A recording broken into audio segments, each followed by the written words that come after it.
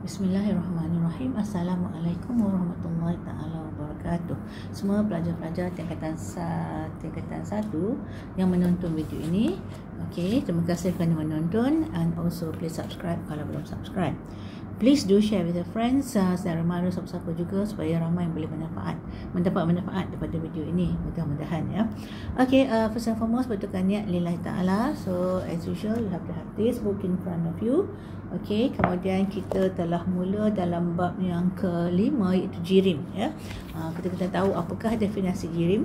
Iaitu dua, iaitu mesti ada jisim dan memenuhi ruang. Okey, that's first. And second, kita tengah lihat 3 keadaan jirim, iaitu kita dapati dia dalam keadaan pepejal, cecair dan gas.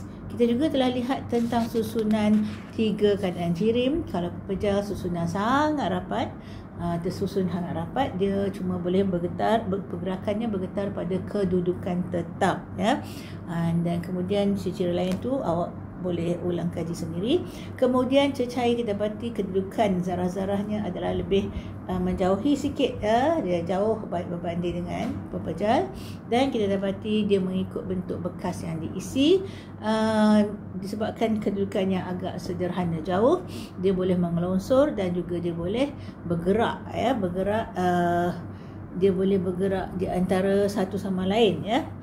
Dan seterusnya, kalau kita lihat gas, kedudukan zarah-zarahnya adalah sangat jauh.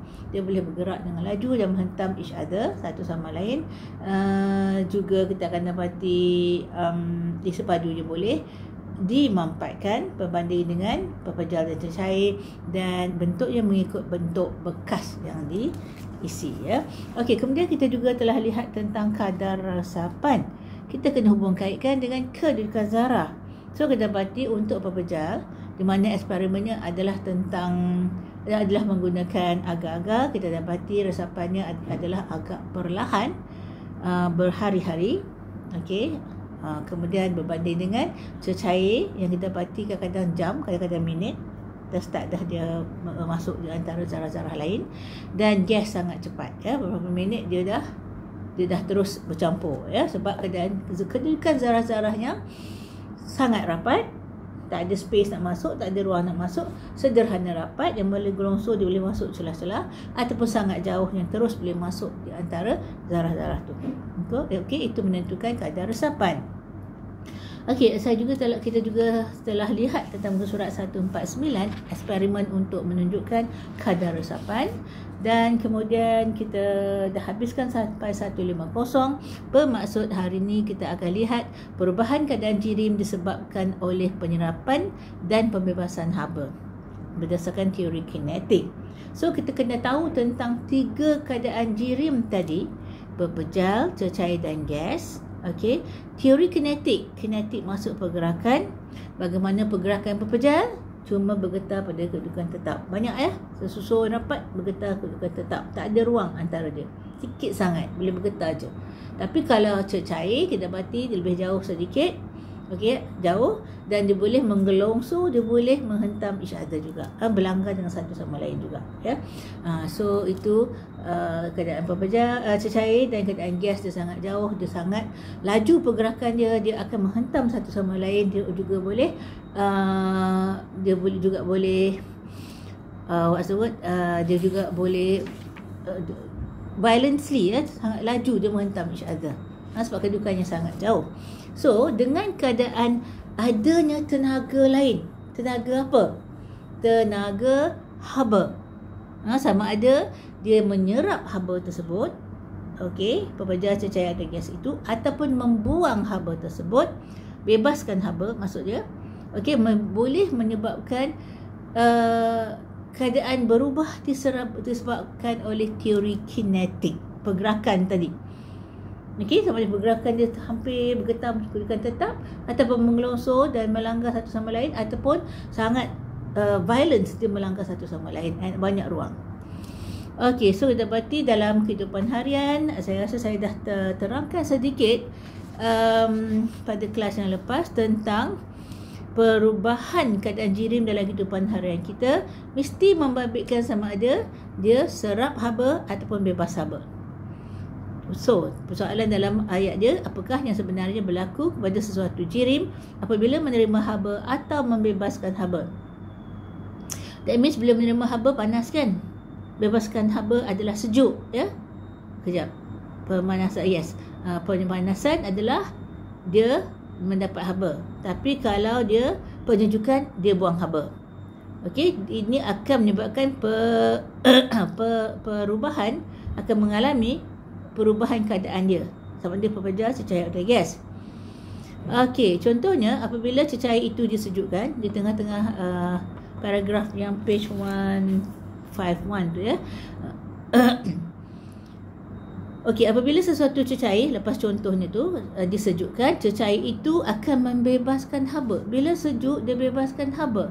Bila bebaskan haba, that means dia makin rapat. Ya, makin rapat. Okey, so zarah-zarah kehilangan tenaga kinetik sebab dia makin kurang bergerak, makin rapat, dan bergerak lebih perlahan. Okey, dahlah dia makin rapat, dia perlahan, sebab tenaga kinetik dia kurang. Kinetik yang pergerakan, ya. Okey, zarah-zarah menarik antara satu sama lain. Lama-lama dia menarik antara satu sama lain. Lama-lama dia bertukar menjadi pepejal. Dia tarik dia rapat-rapat kurang bergerak, makin hampir dia cuma boleh bergetar, jadilah pepejal. Okey, so cecair tadi yang hilang haba, yang menyebabkan zarah dia makin hampir sampai bersentuhan, sampai dia bergetar, itu adalah proses pembekuan daripada cecair kepada pepejal. Okey, lain pula kalau apabila bahan pepejal dipanaskan. Okey, now you have ice, dipanaskan, ya. Bahan tersebut berubah menjadi cecair. Itu memang awak punya observation pada kehidupan harian, dalam kehidupan harian, ya, pemerhatian awak. Dan akhirnya menjadi gas. Letak ais dalam periuk, kemudian awak didihkan, letakkan dalam dapur. Lama-lama dia cair. Lepas cair, kemudian panas, teruskan panas, dia jadi mendidih, jadi gas. Okey, so setengah bahan pula akan berubah terus daripada pepejal kepada gas. Itu adalah pemejalwapan. Prosesnya adalah pemejalwapan. Daripada pemejal tu, pemejalwapan kepada wap. Dia tak ada cecair. Tak jadi cecair. For example, pada yang mampu, awak pergi dekat kedai Baskin Robbins. Baskin Robbins kan, bila nak bawa balik, dia bubuh dalam kertas. Dalam kertas tu ada ais. Dan ais tu baru letakkan aiskrim Baskin Robbins tu. Basah tak kertas tu? No. Sebab dia daripada keadaan gas yang ditukarkan kepada pepejal, which is gas carbon dioxide. Tak bahaya. Sikit-sikit lah, tak bahaya.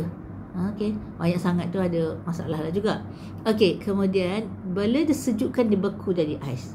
Tapi bila masuk dalam kertas pembungkus aiskrim Baskin Robbins tu, ya, aiskrim Baskin Robbins tu, dia tak basah pun kertas tu. Sebab ditukar daripada pepejal terus kepada wap. Pepejal terus kepada wap, kepada gas. Ya, that's why kalau balik rumah, some student pada cerita dia saja nak eksperimen, letak dalam air, meletup dia. Bukan meletup macam mana pun, meletup cuma dia nak tukar bentuk terus pada gas. Ada pula yang try letak kat lidah, cari pasal. Sebab dia sangat sejuk. Okey, nak tukar terus pada gas, ya. Jangan cuba-cuba benda ni tak sure. Bahaya sometimes, ya. Okey, so itulah setengah bahan pula akan berubah terus pada pepejal menjadi gas. Itu adalah pemejawapan. Dia pun terbalikkan juga. Dia boleh pada gas tu dibekukan terus, tak ada cecair. Itu juga gas karbon dioksida beku juga digunakan di atas pementasan. Dia nak buat atas pentas tu berwap-wap, katakan nak buat cerita tu macam cerita menakutkan sikit, ya. So buat wap tu, kita akan dapati wap tu bukan daripada asap. Kita terbatuk-batuk lah pelakon teater tu, ya, ataupun bukan daripada ais. Kalau ais nanti licin lah, basah. They use carbon dioxide kering, ya, dry carbon dioxide, ataupun pembenihan hujan, ya. So dia spray carbon dioxide, dia tebarkan carbon dioxide di langit, ya, dalam bentuk pepejal tu, supaya dia akan mengumpulkan wap-wap air jadi besar, berat, dia turun sebagai hujan. Itu berlaku kalau musim kemarau tak ada hujan. Tapi kena ada wap air juga sedikit dalam udara, baru dia boleh kumpulkan. Itu pembenihan hujan dinamakan. Okey, so tu disebut situ, proses ini disebut sebagai pemejal luapan. Bentang depan dia pepejal, belakang dia wap. Okey, semasa proses pemejal luapan, tenaga kinetik zarah-zarah bertambah apabila zarah menyerap haba. So, katakan ais dalam kertas Baskin Robbins tadi kan. Okey. Kemudian dia serap haba keliling. Okey. Dia dapat tenaga, dia dapat bergerak laju lah. Dia punya zarah-zarah yang sangat hampir tu sebab dia kedan get ais. Kemudian dapat haba, dia terus tukar kepada uap. Sehingga boleh bertukar secara langsung daripada pepejal kepada menjadi gas. Okay, so look at 5.7. Gambar this photo adalah tentang kettle. Air dipanaskan. Tentulah haba yang di bawah cerik tu diberi kepada air. So air menyerap haba, kemudian dia akan tukar pada gas. Cecair pada gas. Kemudian foto 5.8, air disejukkan, dia akan jadi bentuk ais. Bentuk ais sebab dia hilang haba, dia makin rapat, dia jadi ais. Okey, kita lihat Rajah 5.13. Cuba lihat dia buat arrow daripada kanan ke kiri, belah kiri pepejal. That means kita buat start belah kanan senang ya. Tengok gas, macam mana zarah dia? Zarah dia jauh. Okey. Kemudian apabila dia hilang haba sebab disejukkan, dia makin rapat macam tengah-tengah, which is cecair. Dah makin rapat. Tadi masa gas boleh laju berhentam ya. Semua ya. Kemudian bila cecair, alhamdulillah, dia dah rapat sikit, dia boleh mengelongsor, dia boleh melanggar each other. Alhamdulillah. Disejukkan terus menjadi pepejal belah kiri, dia hilang tenaga kinetik, dia berlekat satu sama lain. Cuma ada ruang sikit untuk bergetar. Itu kalau kita ambil yang biru. Kita ambil yang pink.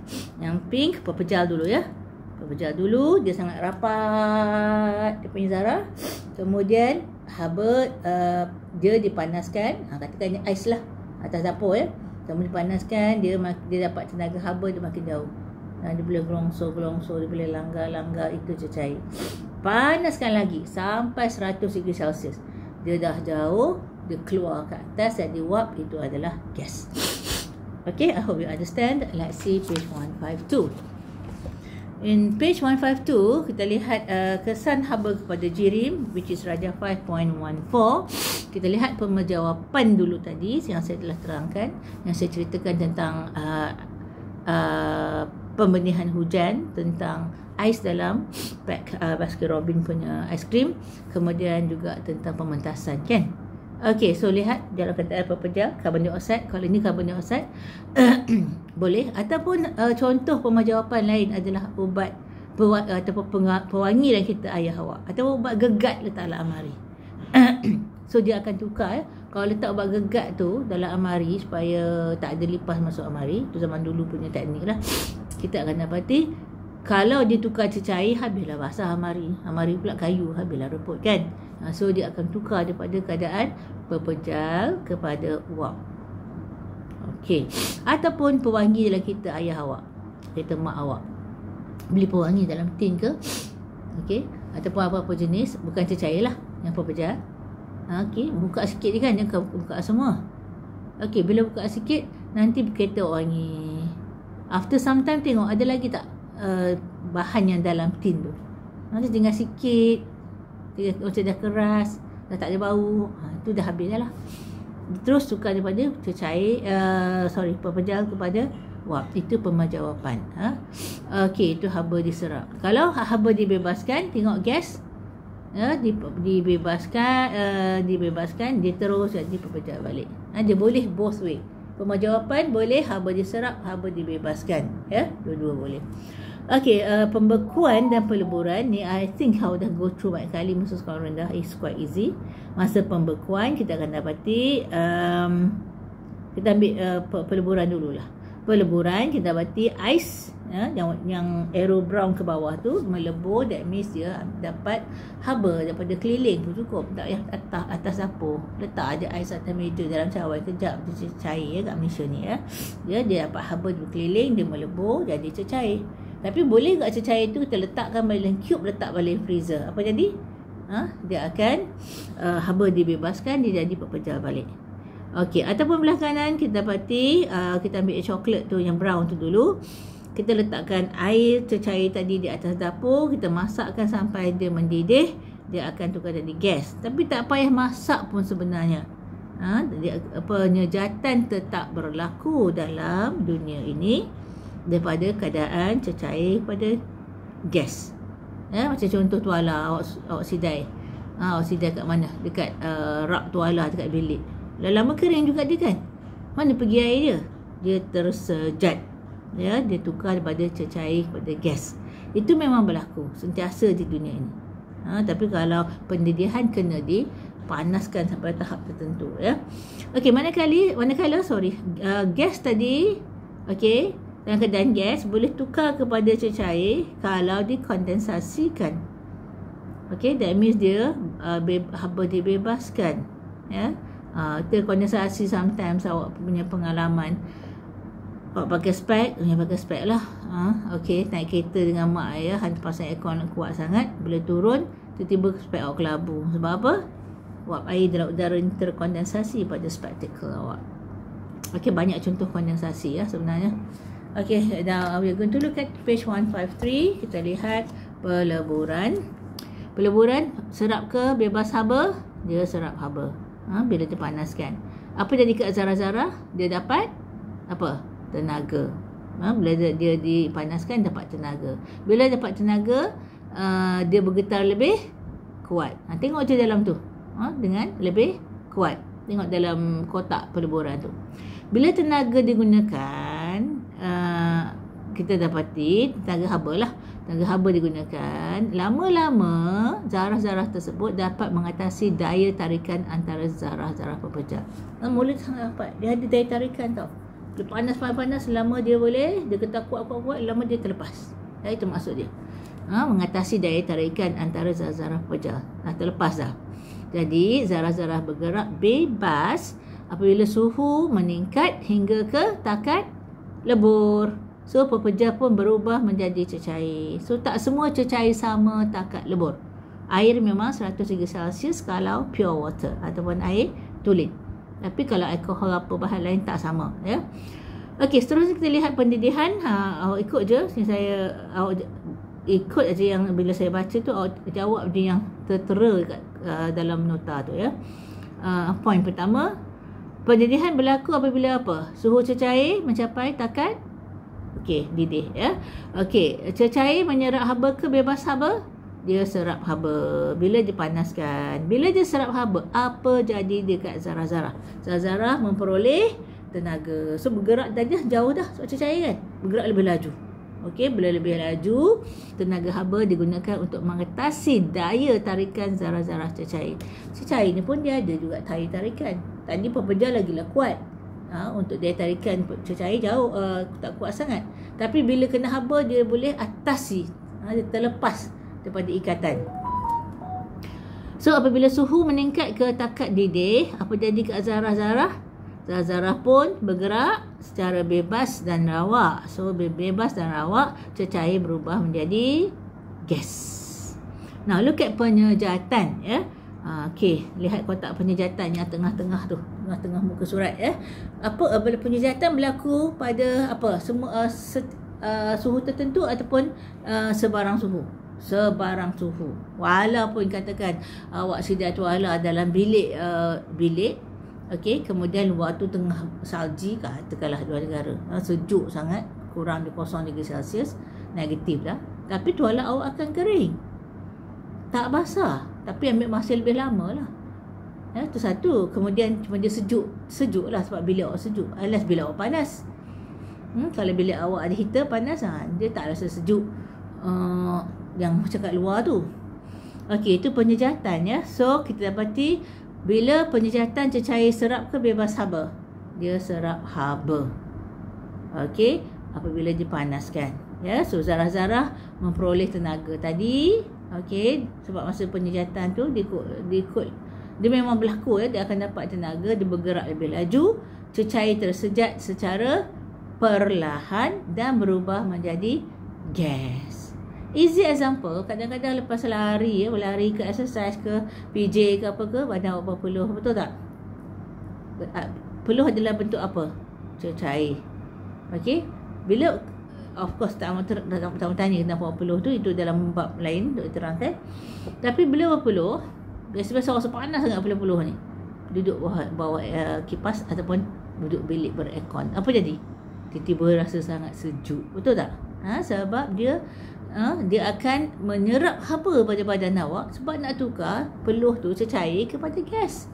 Tu awak rasa sejuk tu. That's why awak rasa sejuk, dia tukar cecair kepada gas. Ataupun sembur minyak wangi, awak rasa sejuk je kan. Sebab dia nak menyejat, dia lebih rendah pada takat didih air, dia nak menyejat, dia tarik haba pada badan awak. That's why awak rasa sejuk. Okey, itu penyejatan. Kondensasi, kita berarti haba dibebaskan diserap, dibebaskan kalau gas disejukkan. Okey, gas disejukkan. Tadi saya bagi contoh, awak keluar kereta yang beraircon, kemudian keluar jadi kelabu spek awak kan. Sebab apa? Wap air tadi, haba dibebaskan, wap air itu melekat, wap air dalam udara ni melekat pada spek awak ya. Okey, zarah-zarah akan kehilangan tenaga. Bila bebas, dia hilang tenaga dan bergerak dengan lebih perlahan dan menghampiri satu sama lain. So, daripada keadaan gas tadi, menghampiri satu sama lain, dia tukar pada cecair lah. Apabila suhu mencapai di bawah takat didih, gas akan bertukar menjadi cecair. Bukan takat didih tau, di bawah takat didih. Okey, dah sampai ke takat didih, tukar gas lah. Okey, now pembekuan. Dia tunjuk gambar tu giotasi kondensasi, giotation ya. Berlaku kat hydrotot dekat ujung-ujung daun tu ada. Okey, kita lihat pembekuan. Kalau pembekuan bebas ke serap haba? Dia bebas haba juga apabila dia sejukkan. Dia jauh-jauh. Kemudian sebab dia cecair, kemudian disejukkan, dia dirapat ya. So bila dia hilang haba, zarah-zarah akan kehilangan tenaga, dia bergerak dengan lebih perlahan dan menghampiri satu sama lain. So menghampiri satu sama lain yang boleh gelongsor lah. Apabila suhu mencapai di antara takat didih, gas akan bertukar menjadi cecair ya. Dia mesti bawah takat didih, tak boleh melepasi takat didih. Kalau atas takat didih dah gas. Tapi kalau apa saya patah balik ke kondensasi ni, sorry. So I was talking about pembekuan tadi. So bebaskan haba apabila disejukkan, terus zarah-zarah kehilangan tenaga dan bergerak lebih perlahan dah, tak laju macam gas tadi, perlahan. Bila sampai takat beku, okey, zarah-zarah akan apa ni? Bergetar pada kedudukan tetap. Ingat ayat tu, bergetar pada kedudukan tetap. Ingat tangan saya masa kalau jawab soalan periksa. Bergetar pada kedudukan tetap. Okey, jangan tulis tangan pula tau. Ini tangan saya mewakili zarah-zarah ya. Okey, cecair berubah menjadi apa? Pepejal. Pemejal wapan telah saya terangkan agak panjang lebar sebelum ni, muka surat 151 tadi, 152. So proses pepejal berubah terus menjadi gas. Proses gas berubah terus menjadi pepejal. That's why pepejal, pemejal wapan, wap. Pepejal dengan wap ya. Okay, that's page 153. Let's see page 154. In page 154, ada persoalan ni, budak perempuan ni tanya, budak rambut kerinting ni, dia kata lihat buih-buih di dalam sup itu, di dalam ranah. Lihat buih-buih dalam sup itu, ada apakah yang terkandung di dalamnya? Adakah gas atau cecair? Okey, yang kanan ni ada student jawab, buih itu merupakan lapisan nipis cecair yang mengandungi gas. That means yang luar nampak bubbles tu adalah lapisan nipis cecair. Dalam dia ada gas ya. Okey, kita lihat aktiviti 5.6. Kita ada dua aktiviti, kita ada A dan B. Kita lihat A, suhu tidak berubah semasa pendidihan air.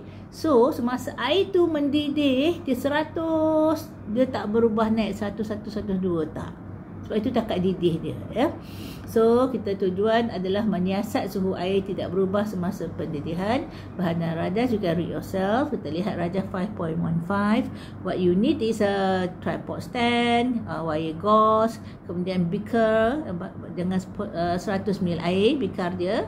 Dan ada thermometer. Kita lekatkan thermometer pada pengapit kaki retort, ya, retort stand dia. Okay, so arahannya macam gambar tu lah, 100 ml air. Okay, catat suhu awal air. Kalau suhu bilik sometimes is 28, 29, kadang 30, tengoklah. Kalau tengah hari air keluar pipe pun panas kan. Kalau pagi sejuk, ya. Panaskan air tersebut, catat suhu air setiap 10 minit sehingga suhu tidak berubah. Dia akan garanti naik, Kalau dia 30, naik 40, naik 50, naik 60, naik 70, naik 80, ataupun angka-angka lain saya bagi mudah aja, 80, 90. Last sampai 100. Bila sampai 100 tu, kalau air tulen lah, ya. Okey, air tulen sampai 100 tu, biar dia sampai ditukar wap tetap 100. Soalan, mengapakah suhu air tidak berubah semasa mendidih? Sebab takat didih air adalah 100. Tu je jawapannya. Okey, so 2 bina 1 graf suhu melawan masa bagi pendidihan air. Kita akan dapati graf dia ada garis lurus, ya. Graf garis lurus sebab kita start dengan lebih kurang 25 ke 30 dan 30, 35 dan sebagainya garis lurus sampai 100 dia flat. Sampai 100 dia flat, ya. Okey, B, jisim tidak berubah semasa perubahan fizikal. Okey, tujuan menyiasat jisim tidak berubah semasa perubahan fizikal, ya. Jisim. So kita lihat sekarang ni ais kan. Dalam gambar rajah 5.16, ya. Ais kita letakkan dalam beaker ataupun beaker, letakkan di atas neraca tuas. Kita baca penunjuknya. Okey, so kemudian bahan tu dan radas kita dah lihat rajah 5.16, you know. So disebut timbang jisim beaker kosong because we have to make sure janganlah termasuk berat beaker tu. Catat jisim beaker kosong tersebut so that you know kalau dia adalah let's say berapa gram, dah tahu dah. Nanti bila letak ais, tolaklah kan. Masukkan ais ke dalam beaker, catat jisim beaker bersama dengan ais. Okey, dah ada ais, tengok tentulah dia naik. Kemudian biarkan sehingga semua ais melebur menjadi air. Timbang jisim beaker bersama air. Catat jisimnya. So kita akan dapati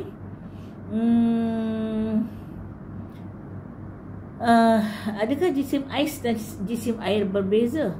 Sama. Sebab bahan molekul sama dalam tu. Dia tak, kalau dah didih dia hilang dalam udara. Tapi kalau berpenjara kepada cecair dia sama. Okey, kita lihat seterusnya yang bahagian kedua. Tadi satu, perubahan jisim semasa garam melarut, ya. Garam melarut. Okey, kita bahan radas, kita lihat radas 5.17. Kita letak beaker, kita letakkan 100 ml air tambah 10 spatula garam. Kita lihat bacaan neraca tuas.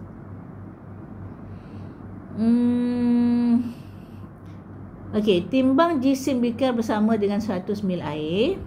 Catat jisim beaker bersama dengan air tersebut. Masukkan garam ke dalam beaker tersebut, ya. 10 spatula garam tadi, banyak juga dia buat, ya. 10 spatula, ya. Okey, timbang dan catat jisim beaker bersama garam. Kemudian kacau garam yang dimasukkan ke dalam beaker sehingga semua garam melarut. Selepas semua garam melarut, timbang jisim larutan tersebut. Okey, this is interesting. Letak air berapa, letak garam jadi berapa. Okey, patutnya kalau air adalah 100, letakkan garam let's say 100 ml, air 100 ml, garam 10 ml, campur, segi matematik 100 apa 10 berapa? 110 ml. Betul tak? But do that experiment in school, you'll be amazed that tak sampai 110. Ada dia punya penjelasan, ya. Okey, kan saya terangkan. Okey, yang ketiga, I hope I remember. Perubahan jisim semasa pengembangan pepejal. Okay, so radas dia S darjah 5.18, you're going to have berbola logam. Okay, kemudian kemudian kita lihat berbola logam ini digunakan pengepit tu ya. Pengepit timbang berbola logam bersama dengan gelangnya. Okey, dan catat jisimnya. Panaskan berbola logam selama 5 minit. Timbang berbola logam yang panas itu bersama dengan gelang. Ya, catat jisimnya. Sama ke lain? Give a guess. Molekul dalam tu dah hilang ke? Bukan molekul, ni zarah. Zarah terus dalam berbola logam tadi. Kalau berbola logam ada besi, semua zarah besi dalam tu. Bila kita panaskan, boleh masuk tak dekat gelang? Dah tak boleh muat. Dah tak muat ya. Tak, sebab dia dah kembang. Tapi jisim dia macam mana? Adakah jisim sebelum dan selepas berbola logam dipanaskan berbeza? Okey.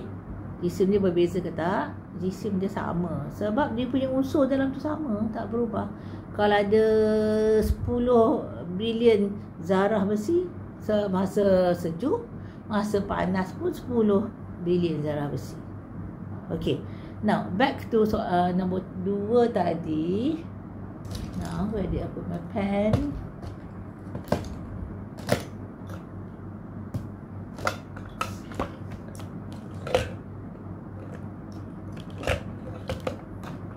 Kita isi ink, kemudian dah hilang pula.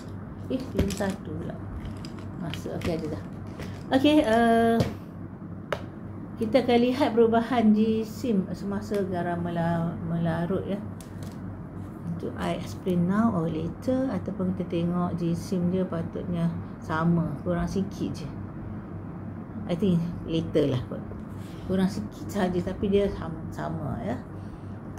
Sebab dia punya zarah tu, zarah air tu, kemudian campur dengan zarah garam tu, patutnya matematically 110 lah kan. Tapi ada situasi nanti kita akan lihat dia tak sampai. Ini lebih kurang kita tengok dia sama je lah. Sebab nak buktikan bahawa tadi nak buktikan mana jisim tidak berubah semasa perubahan fizikal. Okey, bagaimanapun kita habiskan yang bahagian bawah. Apabila sesuatu bahan dipanaskan, apa jadi? Suhu akan meningkat. Dan apabila sesuatu bahan disejukkan, apa jadi? Suhu akan menurun. Walau bagaimanapun, suhu tidak akan berubah ketika mencapai takat beku. Dia tak berubah, dia punya suhu bila sampai takat beku sama 0 darjah Celsius kalau air. Takat lebur 0 darjah Celsius sama. Okey. Dan takat didih sama je 100 darjah Celsius. Itu saya cakap tentang air tulen, air suling. Pure water or distilled water. Okey, semasa proses pembekuan, peleburan dan pendidihan. Keadaan ini berlaku kerana tenaga kinetik zarah-zarah tidak bertambah. Tak bertambah dah masa takat apa? Takat beku, takat lebur, takat didih tak bertambah dah tenaga kinetik ya. So, peleburan dan pembekuan, peleburan dan pendidihan tadi. Okey, so dia punya tenaga kinetik zarah-zarah tidak bertambah. Haba diserap atau dibebaskan untuk memastikan daya tarikan zarah tu saja. Zarah sampai jauh, dekat, sederhana ataupun rapat ya. Daya tarikan antara zarah-zarah diatasi atau dibentuk. Semasa perubahan fizikal ini berlaku, jisim juga kekal tidak berubah kerana kuantiti zarah-zarah tidak berubah apabila dipanaskan atau disejukkan. That means banyak mana itu tadi katakan 10 bilion besi dalam berbola logam tu. Panas ke sejuk ke tetap 10 bilion. So kita dapati dia punya jisim kekal. Perubahan yang berlaku hanyalah pada apa? Note this, remember this, berlaku apa? Pada tenaga kinetik. Itu teori kinetik zarah tu. Sama ada dia jauh, pertengahan, dia kesederhana dekat ataupun sangat rapat. Itu je. Menyebabkan dia bertukar keadaan jirim. Sama ada pepejal, secair atau gas. Dia punya zarah bilangan sama ya. Apa dia guna tadi? Jisim kekal ya, sebab kuantiti zarah tidak berubah. It's very important dalam sentence page 155 ya. So dalam semasa perubahan fizikal, jisim kekal kerana kuantiti zarah-zarah tidak berubah. Okay, maybe kalau buku sendiri you can underline ya, ataupun highlight kan. Semasa perubahan fizikal ini berlaku, okay, jisim highlight, kemudian tidak berubah kerana kuantiti zarah-zarah tidak berubah apabila dipanaskan disejukkan. In fact, the whole sentence tu boleh di highlightkan. Perubahan yang berlaku hanya pada apa? Highlight again, pada kinetik zarah tersebut. Tenaga kinetik zarah tersebut di highlightkan. Okay, that's all. Thank you for watching. Okay, also subscribe kalau belum subscribe, and share with anybody you know yang memerlukan bimbingan sains. Be it form 1, form 2, form 3, they need it. Kalau budak form 1, they need form 1 tentulah. Kadang-kadang form 2 pun they need to have the strong basic of form 1, and then form 3 especially. Once you're strong in the basic knowledge of form 1, form 2, form 3, you're ready to go to form 4. You're ready to go to form 5. Then you sit for SPM. Tapi tukarlah niat semata-mata untuk sit for SPM kan. Of course, awak nakkan kecemerlangan. Tapi pentingnya ilmu tu awak dapat. Okay, gunakan jalan yang Allah redha ya. Okay, so that's all for today. So now as usual, pesanan saya jaga solat 5 waktu sehari semalam, and then taat ibu bapa, terutama ibu kalau tak menyuruh kita kemaksiatan, taat pada hormat pada guru-guru, mudah-mudahan mendapat keberkatan ilmu. Untuk cantik akhlak awak, hormati yang lebih tua, sayangi lebih muda, supaya melambangkan akhlak seorang muslim yang baik. Okey, jangan lupa doakan untuk Gaza yang keadaan sekarang yang amat sangat-sangat mereka telah dizalimi oleh tentera yang awak tahulah kan. Okey, so that's all for today. Assalamualaikum warahmatullahi taala wabarakatuh. Subhanakallah wa bihamdih.